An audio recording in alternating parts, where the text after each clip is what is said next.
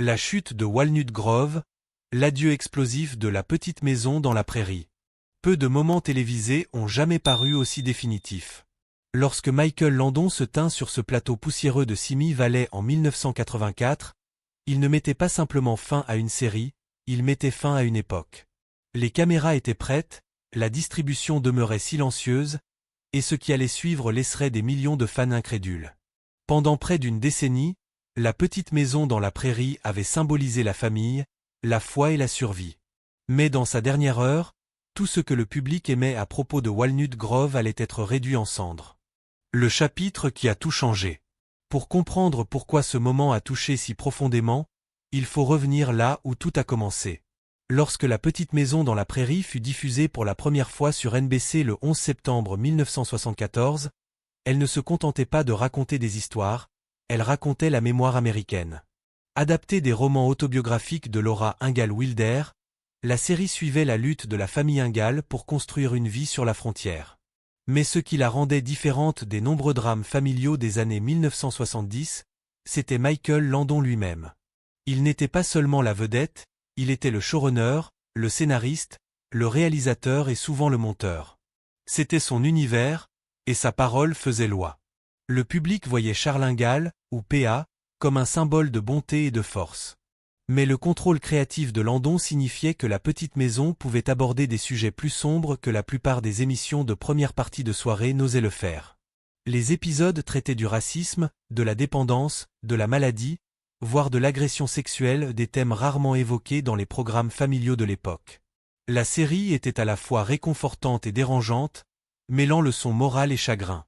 Au début des années 1980, toutefois, la télévision changeait rapidement. L'ère des récits familiaux et édifiants faisait place à des drames urbains plus sophistiqués comme Dallas et Dynasty. L'audience commença à décliner. NBC voulait passer à autre chose, mais Landon n'était pas prêt à lâcher prise. Il avait bâti Walnut Grove à partir de rien, à la fois littéralement et émotionnellement. Ainsi, lorsque la chaîne décida de tourner la page, Landon insista pour écrire lui-même la fin. Ce qu'il créa allait choquer la chaîne, le casting et tous ceux qui regardaient depuis leur salon. Le téléfilm final, La petite maison, le dernier adieu, fut diffusé en février 1984. Il devait offrir une conclusion, mais il devint tout autre chose, quelque chose d'inoubliable. Dans l'histoire, un promoteur avide revendique la propriété de Walnut Grove et exige que les habitants quittent les lieux. Mais au lieu de se soumettre, les villageois prennent une décision que personne n'aurait pu prévoir. S'ils ne peuvent pas garder leur ville, personne ne le fera. Et ainsi, sous la direction de Landon, toute l'équipe se prépara à tout faire sauter, littéralement. Le jour où Walnut Grove est mort. La destruction de Walnut Grove n'était pas qu'un simple rebondissement scénaristique. Elle était bien réelle. En une journée brûlante à Simi Valley en Californie, l'équipe et les acteurs de La petite maison dans la prairie se réunirent pour tourner ce qui deviendrait l'un des dénouements les plus infâmes de l'histoire de la télévision. Le lieu de tournage, ces façades en bois que des millions de téléspectateurs considéraient comme leur foyer, avait été construit près d'une décennie plus tôt sous la supervision de Landon. Chaque planche, chaque clôture, chaque chemin poussiéreux portait des souvenirs. Et ce jour-là, tout allait disparaître avant le coucher du soleil. Michael Landon était calme, presque solennel. Pour lui, ce n'était pas seulement une fin dramatique, c'était une déclaration. Après l'annonce de NBC mettant fin à la série, Landon s'était aigri envers la chaîne. Il ne voulait pas que le décor de Walnut Grove soit réutilisé pour une autre production ou laissé à l'abandon. Si ça ne peut pas appartenir à Little House, alors ça n'appartient à personne, déclara-t-il à un membre de l'équipe.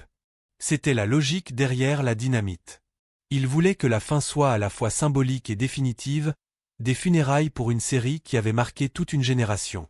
Quand les caméras commencèrent à tourner, les habitants de Walnut Grove, incarnés par les mêmes acteurs ayant partagé une décennie de tournage, se rassemblèrent sur la place du village. Dans le scénario, ils placent des explosifs dans chaque bâtiment. L'école, l'église, le magasin général, même la maison des Ingalls. Puis, un à un, ils allument les mèches. En quelques instants, le cœur familier de la série disparaît dans un nuage de fumée et de bois éclaté. Ce fut un choc pour les téléspectateurs. Beaucoup s'attendaient à un adieu sentimental, peut-être un dernier discours de Charles Ingalls sur la foi et la famille, mais à la place, ils virent tout exploser. Les explosions n'étaient pas des effets spéciaux. C'étaient de véritables charges posées par une équipe de démolition agréée, filmées en une seule prise.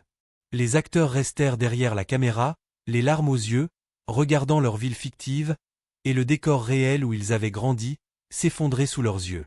Melissa Gilbert, qui jouait Laura, déclara plus tard que c'était comme assister aux funérailles de son enfance. Même après la fin du tournage, personne ne parla pendant plusieurs minutes. Il n'y avait que le silence et l'odeur de la poudre suspendue dans l'air. Lorsque le dernier adieu fut diffusé en 1984, les téléspectateurs furent bouleversés.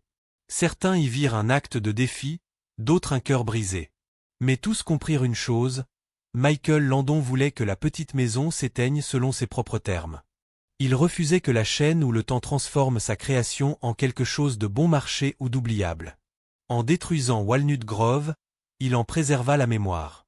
La question restait, à quel prix? Derrière le rideau, querelle, pression et contrôle. Si la destruction de Walnut Grove devint le symbole final de la série, les véritables explosions se produisaient en coulisses depuis des années. La petite maison dans la prairie semblait vertueuse en surface coucher de soleil, dîners familiaux et leçons morales, mais son plateau était tout sauf paisible. Au centre de tout cela se tenait Michael Landon. Brillant, charismatique, mais profondément autoritaire. Son perfectionnisme fit la grandeur de la série, mais il en fit aussi une expérience tendue. Dès le début, Landon n'était pas seulement Charles Ingalls. Il était le showrunner, le scénariste en chef, le réalisateur et le producteur exécutif. Sa parole pesait plus lourd que celle de NBC. Si son autorité créative donna à la série sa profondeur émotionnelle, elle signifiait aussi que quiconque osait le contredire en payait le prix. L'un de ses premiers conflits éclata avec le co-créateur Ed Friendly.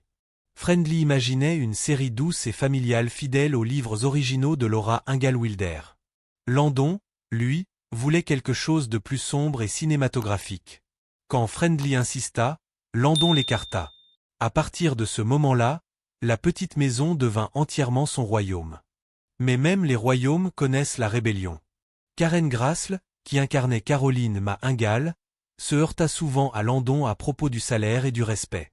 Elle révéla plus tard qu'elle gagnait bien moins que ses collègues masculins malgré son rôle principal. Lorsqu'elle demanda une augmentation en 1979, Landon refusa et lui rendit la vie difficile par la suite. Grassle admit qu'elle le trouvait à la fois généreux et cruel, un homme capable de pleurer pendant une scène émotive, puis d'humilier quelqu'un par une plaisanterie déplacée. Leur relation finit par se réparer, mais seulement des années plus tard, juste avant sa mort. Même les plus jeunes acteurs n'échappaient pas à l'attention. Melissa Gilbert, qui avait commencé la série à 10 ans, adorait Landon comme un père. Il était devenu son protecteur après la mort de son père adoptif, la guidant à travers la célébrité et l'adolescence. Mais ce lien se brisa lorsque Landon entama une liaison avec la maquilleuse de la série, Cindy Clerico, alors qu'il était encore marié. Pour Melissa, qui avait déjà vu le mariage de ses propres parents s'effondrer, la nouvelle fut un choc dévastateur. Elle coupa tout contact avec Landon pendant près d'une décennie, refusant de lui parler même après la fin de la série. D'autres décrivaient Landon comme un homme obsédé par le contrôle, du scénario, du ton jusqu'à l'éclairage. Il écrivait jusqu'à l'aube, arrivait au lever du soleil et tournait jusqu'à la nuit.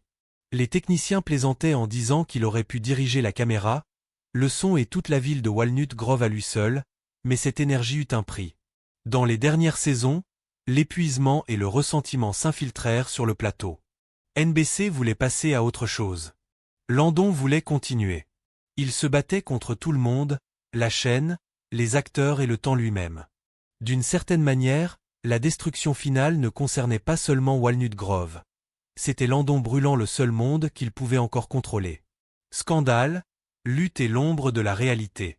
Au fil des années, le contraste entre l'image vertueuse de la petite maison dans la prairie et la réalité des coulisses devint de plus en plus difficile à ignorer.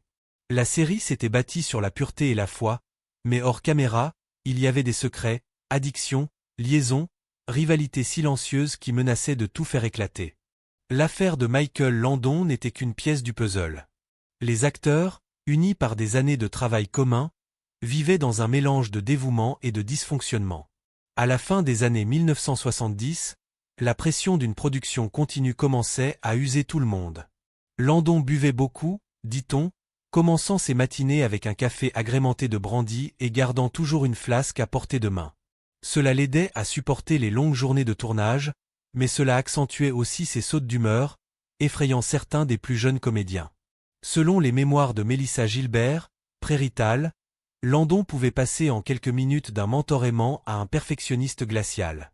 Elle l'adorait, mais elle le craignait aussi, une figure paternelle capable de se transformer soudainement en un inconnu. Même les enfants acteurs n'échappèrent pas au stress. Melissa Sue Anderson, qui incarnait Marie Ingalls, n'avait que 11 ans lorsque la série débuta. Le divorce de ses parents et la surveillance stricte de sa mère l'isolèrent sur le plateau. Elle se referma sur elle-même, participant rarement aux jeux des autres enfants entre les prises. Gilbert la qualifiera plus tard de froide et distante, affirmant que jouer avec elle revenait à donner la réplique à un mur. Leur tension était si profonde que même des décennies plus tard, elles ne se réconcilièrent jamais. Ironie du sort, leur complicité à l'écran semblait sincère et chaleureuse alors qu'en réalité, elles pouvaient à peine se parler. Les autres trouvaient leur propre moyen de supporter la pression. Les techniciens plaisantaient à propos des journées à 3 caisses, ces jours où l'équipe consommait 3 caisses de bière corps pour tenir le coup. Parfois, c'était la seule chose qui rendait la chaleur accablante de la Californie supportable. Car si la série était censée se dérouler dans le Minnesota, elle était tournée à Simi Valley où la température dépassait souvent les 40 degrés Celsius. Les actrices, enfermées dans leurs lourds costumes du XIXe siècle, s'évanouissaient parfois sous le soleil. À l'écran, tout semblait idyllique, mais en réalité, c'était épuisant, et cela ne faisait qu'alimenter les tensions grandissantes entre les acteurs, l'équipe technique et les dirigeants de la chaîne. Dans la dernière saison, tout semblait s'effondrer. Le mariage de Landon avait pris fin. Plusieurs acteurs étaient partis, et NBC voulait du renouveau. La chaîne le poussa à créer un dérivé, La Petite Maison, un nouveau départ, centré sur Laura et Almanzo. Mais sans la présence constante de Landon au cœur du récit, la série perdit son âme. Les audiences chutèrent, la magie s'éteignit, et même Landon comprit que la fin était venue. Pourtant, pour un homme qui avait littéralement bâti tout un monde de ses mains, lâcher prise était impossible.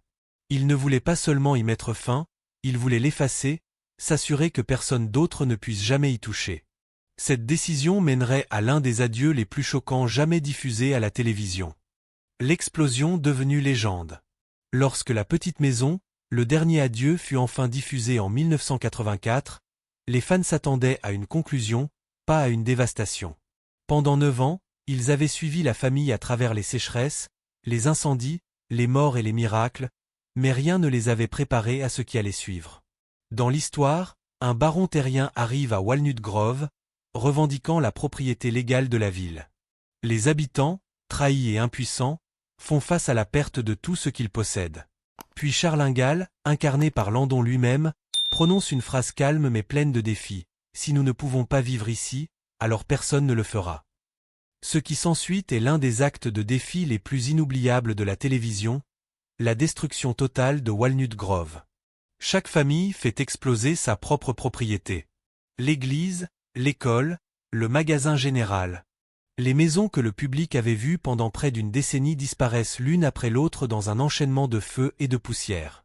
Les téléspectateurs à travers l'Amérique restent figés, stupéfaits. Ce n'était pas un méchant qui brûlait la ville, c'étaient les habitants eux-mêmes. Et même si le récit avait un sens tragique, le poids émotionnel venait du fait que ces explosions étaient réelles. Michael Landon avait ordonné que de la véritable dynamite soit placée dans les décors. Ce n'était pas de la magie cinématographique, c'était une démolition.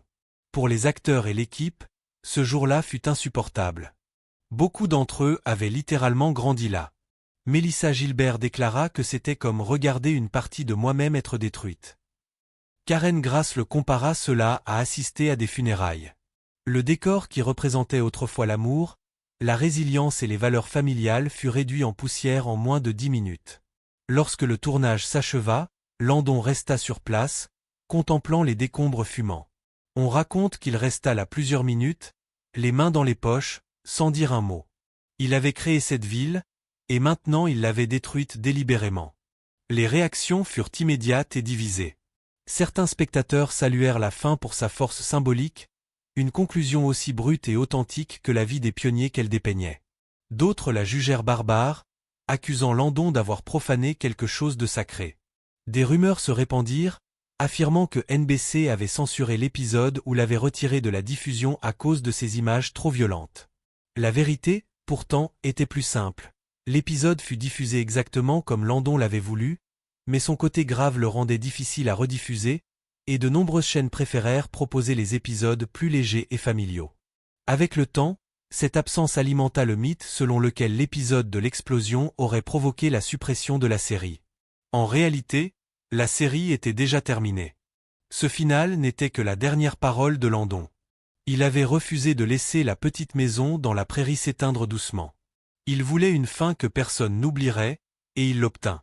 Des décennies plus tard, les historiens et les fans en parlent encore, non comme d'un simple coup de théâtre, mais comme d'un acte de rébellion créative, un adieu douloureusement humain.